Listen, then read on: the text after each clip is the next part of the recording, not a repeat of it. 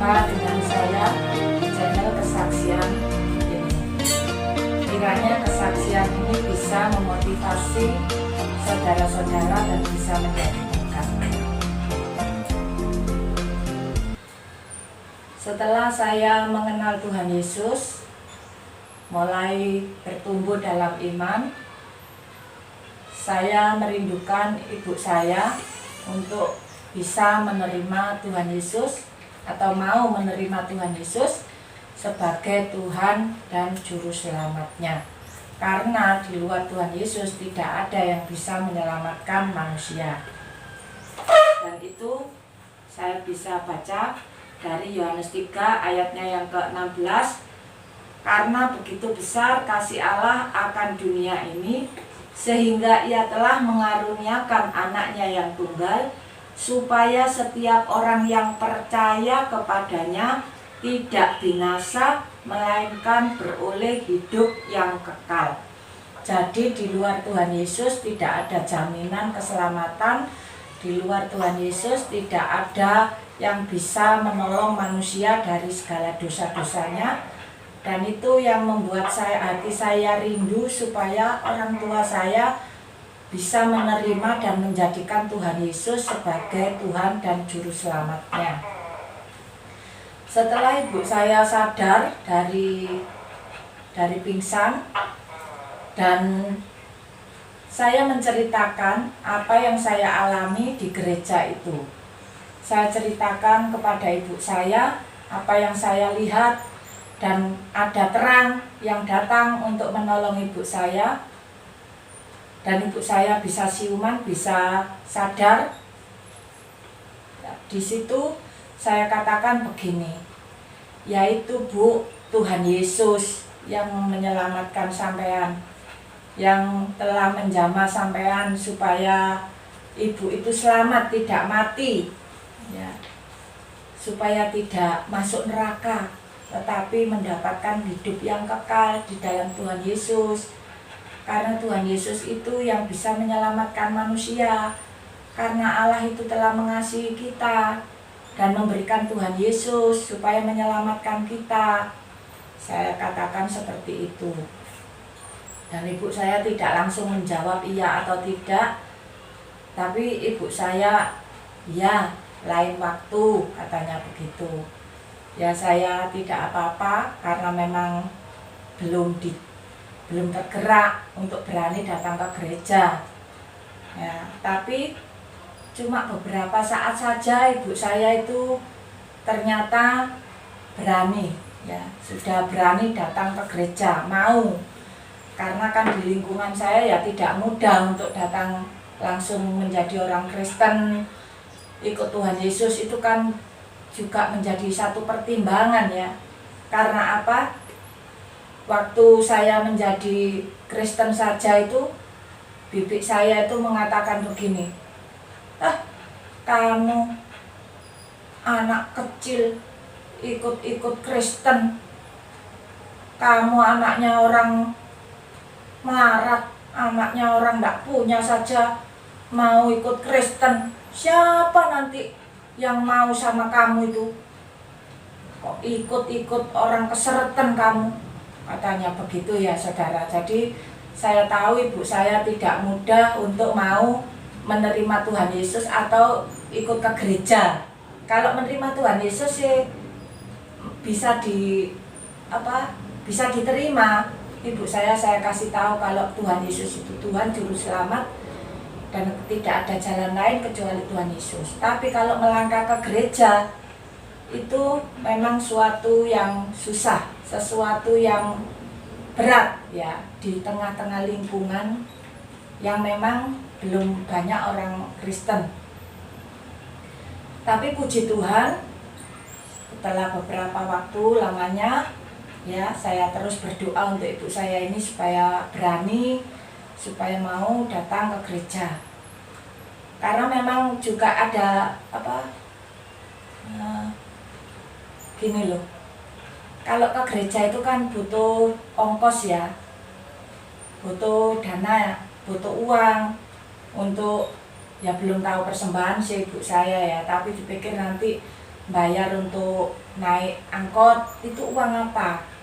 Sedangkan kami itu tidak punya penghasilan ya, ibu saya ini tidak punya pekerjaan atau apa, ya cuma itu jualan keliling desa itu. Nah itu kalau orangnya punya uang beli, kalau tidak punya uang itu ngutang. Nah bagaimana ya? Uang memang zaman dulu itu sangat sulit, uang itu sangat sulit untuk mendapat uang.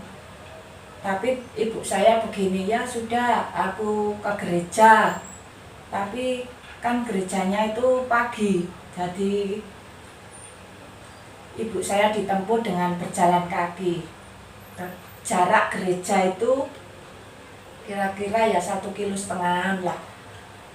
Jadi ibu saya kalau berangkat pagi karena gerejanya mulai jam 7, ibu saya itu jam 6 sudah berangkat berjalan kaki. Kalau siangnya itu pulang panas, ibu saya baru naik angkot. Kalau nggak punya uang, ya pulang jam 10 itu jalan kaki lagi pulang. Nggak pakai naik angkot, karena kan nggak ada uang untuk bayar angkotnya. Nah saudara, setelah ibu saya ini ke gereja, ibu saya tidak hanya ke gereja ya, tapi ibu saya ini setia. Ada acara apa saja setia. Kalaupun ada di rumah itu pekerjaan itu sudah enggak direken, diabaikan ya. Sore gitu ayam-ayam sudah dikandangkan. Terus ibu saya itu jam 3 gitu sudah mandi, sudah siap-siap. Saya melihat ibu saya itu senang sekali. Karena baru mengenal Tuhan Yesus, baru tahu menjadikan Tuhan Yesus sebagai Tuhan dan Juru Selamatnya itu, tapi hidupnya waktu dengan bersekutu dengan Tuhan itu sangat luar biasa. Dia sangat luar biasa dengan setia, ya mengiring Tuhan walaupun dengan berjalan kaki. Dan saya tahu tidak sedikit orang-orang yang mengata-ngatai ibu saya, kok bisa sampai ikut Kristen, kok sampai mau ikut Kristen. Ibu saya menceritakan, ya aku diajak anakku ke sana ya aku ikut ke sana gitu. Anakku ke gereja, aku ikut ke gereja ya. Terus saya ini punya ibu lagi, yang kedua adalah ibu kandung saya. Ibu kandung saya ini rumahnya tidak bersama saya karena saya tinggal dengan ibu angkat saya. Ibu kandung saya ini rumahnya agak jauh. Kalau jalan kaki itu masih 1/4 jam. Ya. Kalau mau datang ke rumah ibu saya itu 1/4 jam ya jalan kaki ya. Nah, saya tapi tiap minggu, tapi kalau ada kesempatan saya selalu datang menjenguk ibu saya ini. Karena saya belum begitu akrab, belum begitu mengenal dengan ibu saya ini ya. Karena saya itu baru ketemu dengan ibu saya saat-saat saya sudah agak besar. Karena waktu saya masih kecil itu tidak tinggal di satu desa, saya tinggal di Kandangan, di daerah Tandes ya. Terus besar itu baru ketemu, baru di rumah, baru kenal sama ibu kandung saya. Saya berdoa sama Tuhan, Tuhan saya rindu orang tua saya ini juga diselamatkan ya. Karena memang Tuhan Yesus saja yang bisa menyelamatkan manusia. Tidak ada tempat lain, tidak ada nama lain, hanya Tuhan Yesus. Itu yang saya tahu, hanya ya melalui firman Tuhan itu saya tahu. Dan itu saya imani, saya percaya, jadi saya rindu untuk keluarga saya ini menerima Tuhan Yesus. Ibu saya ini terus pada satu saat ibu kandung saya ini sakit, Bapak Ibu. Ibu kandung saya ini sakit. Ibu kandung saya ini orangnya kuat. Orangnya itu tenaganya kuat ya, karena memang harus bekerja sendiri, tidak punya suami. ibu saya ini seperti orang laki-laki, ya kuat. Kalau orang Jawa bilang itu ruso. Jadi ibu saya itu kalau ke sawah itu panen, ya panen di sawah orang itu mendapatkan hasil yang banyak. Hasilnya banyak. Kalau dulu waktu zaman itu di tempat saya itu ada tempat untuk mencetak batu bata. Nah, mencetak batu bata itu enggak ada orang perempuan, Bapak Ibu Saudara, yang membuat batu bata itu orang laki. Tapi karena ibu saya ini orangnya kuat, orangnya rosok, ibu saya bisa. Ibu kandung saya ini bisa. Nah, jadi dia itu bisa mendapatkan penghasilan begitu loh. Bisa punya uang, bisa punya tabungan. Karena ya anaknya yang saya ikut itu tadi, bu angkat saya tadi, kakak saya juga ikut sama bulik saya. Terus anaknya ibu saya ini yang laki adalah kakak saya itu sudah mulai bekerja, yang satu lagi sudah menikah. Jadi ibu saya itu cuma hidup dengan kakak saya yang nomor 4. Ya, yang lain tadi kan sudah dibagi dan sudah kerja. Jadi ibu saya itu ya lumayan cukup gitu loh. Punya penghasilan, kalau kerja itu orangnya itu kuat, hasilnya banyak, ya ada simpanan. Setelah ibu saya itu sakit, tidak tahu sakit apa.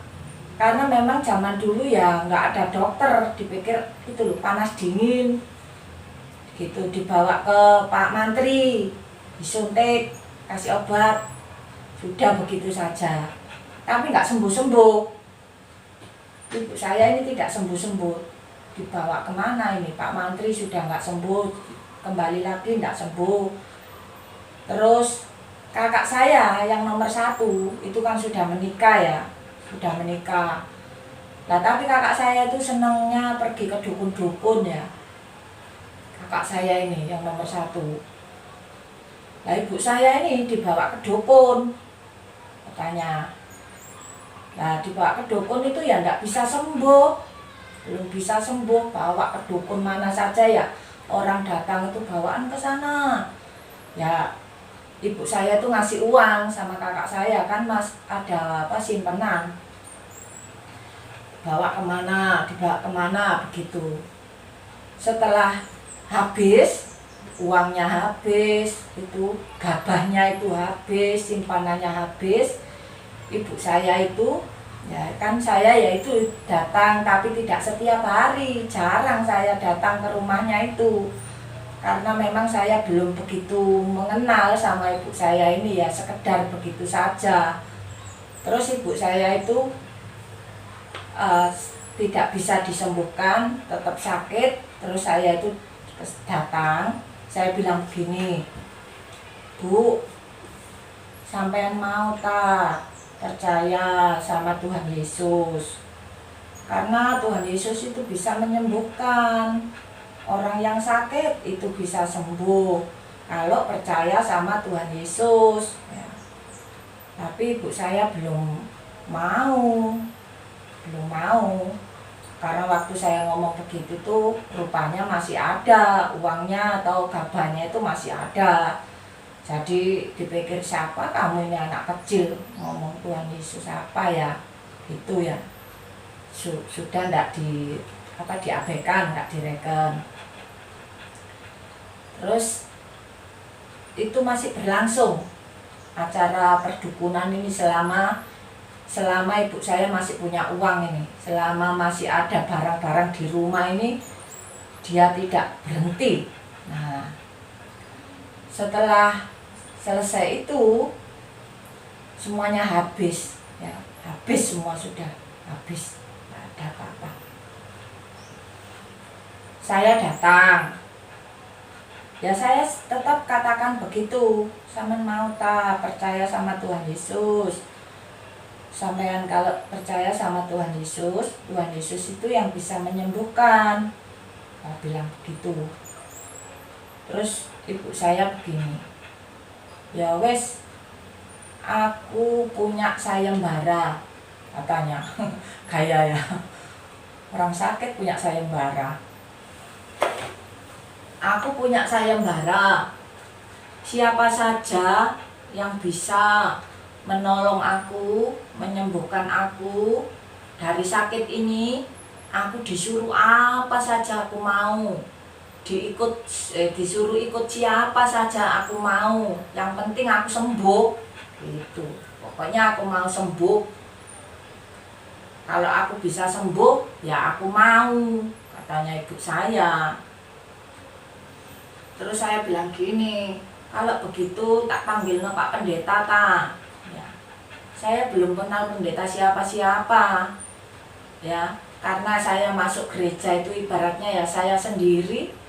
Gak ada orang yang lebih tua untuk memimpin saya, untuk menyatakan loh ini ada jemaat apa-apa ya enggak, karena masih anak-anak. Tetangga saya itu ada 3 keluarga, tetangga saya ini. Nah, saya datangi mereka ini, saya bilang, Bu, saya boleh minta tolong tak? Ada apa?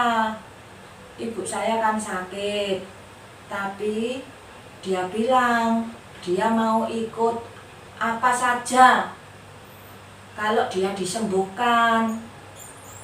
Saya bilang begitu, mau tak Pak Pendetanya sampean datang ke rumah saya, doakan ibu saya bilang begitu. Lah ibu ini begini, oh ya, ya nanti ya tak sampaikan dulu sama Pak Pendetaku, nanti biar datang ke rumah ibumu supaya ibumu didoakan. Oh iya Bu, terima kasih, saya bilang begitu.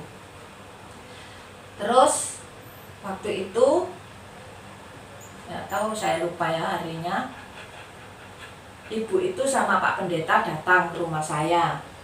Ya Pak Pendeta ini betel, yang karena itu dekat jaraknya ya dari rumah itu. Oh ya, sudah Pak Pendeta datang, didoakan supaya ibu saya sembuh ya, dalam nama Tuhan Yesus. Mungkin ya saya kan nggak ikut waktu itu, nggak tahu, karena saya ya sudah beda. Saya di gereja Bambe itu Bapak Ibu ya, saya di gereja Marturia Bambe, jadi saya tidak ikut ibu mendoakan ibu saya. Terus ibu saya itu ya nggak langsung sembuh begitu loh ya, sudah didoakan itu nggak langsung sembuh, tapi ya agak enakan daripada yang lalu. Terus ibu saya begini, ya bagaimana ini kok belum, maksudnya nggak sembuh total begitu loh, nggak selesai begitu ya. Terus sudah begini saja, aku mau ikut kamu katanya, mau ikut saya di rumah saya. Oh iya enggak apa-apa. Berarti ibu saya ini pindah dari rumahnya sama anak-anaknya tadi itu, pindah ke rumah saya dengan ibu saya, ibu angkat saya. Karena rumah saya itu lebih dekat dengan saudara-saudara seiman yang 3 keluarga ini.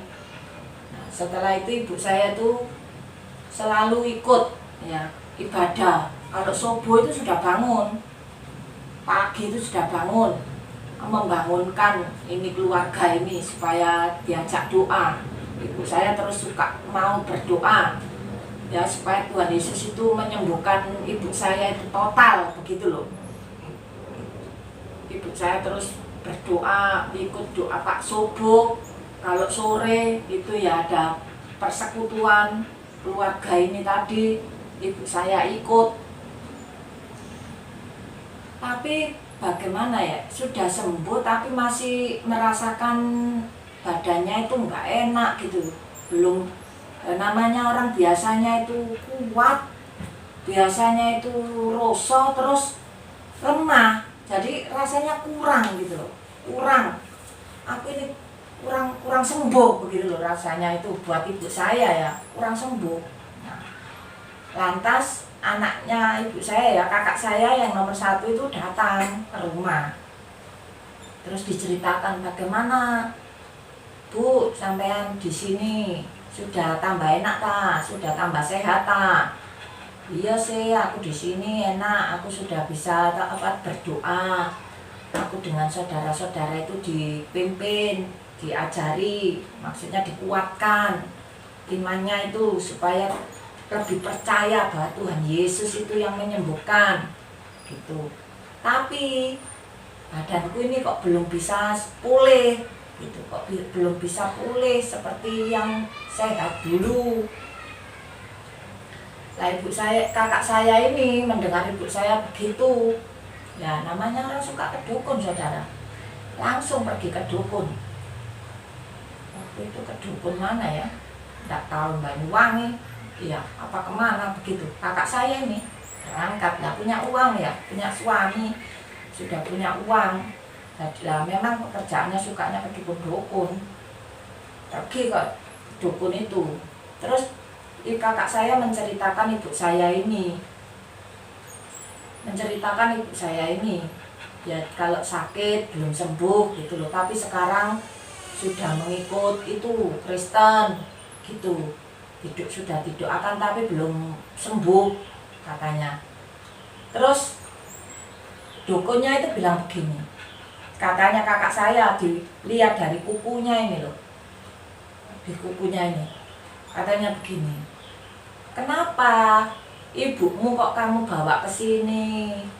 Ibumu ini loh sudah sembuh, ibumu itu sudah disembuhkan sama orang ini gitu loh. Nggak disebut Tuhan Yesus, tapi katanya ibumu ini sudah sembuh, disembuhkan orang ini. Begitu kakak saya pulang, terus dibilang sama ke ibu saya, Bu, sampean itu sudah jangan mengeluh. Katanya Pak Dukun itu sampean sudah disembuhkan sama orang yang sekarang sampean percaya itu. Sampean sudah sembuh, katanya begitulah. Ibu saya itu terus, oh kalau begitu aku ini sudah sembuh. Begitu ya. Ibu saya ini terus lama-lama sudah ndak, ibaratnya itu mengeluh dengan keadaannya yang kurang kuat kayak yang lalu-lalu, karena memang orangnya itu sungguh luar biasa. Dia terus, kedua ibu saya ini runcung-runcung ya, selalu setia ke gereja gitu. Orang dua ini akhirnya bisa berjalan bersama ke gereja. Ya begitu, jalan. Kalau ibu saya kan sering punya uang, jadi ibu angkat saya itu terus dibosi. Kalau naik, ayo mbah, itu kalau manggil itu gitu ya, ayo naik aja mbah, nanti aku yang bayar gitu. Nah ibu saya itu jadi tambah setia ke gereja, tambah seneng ke gereja.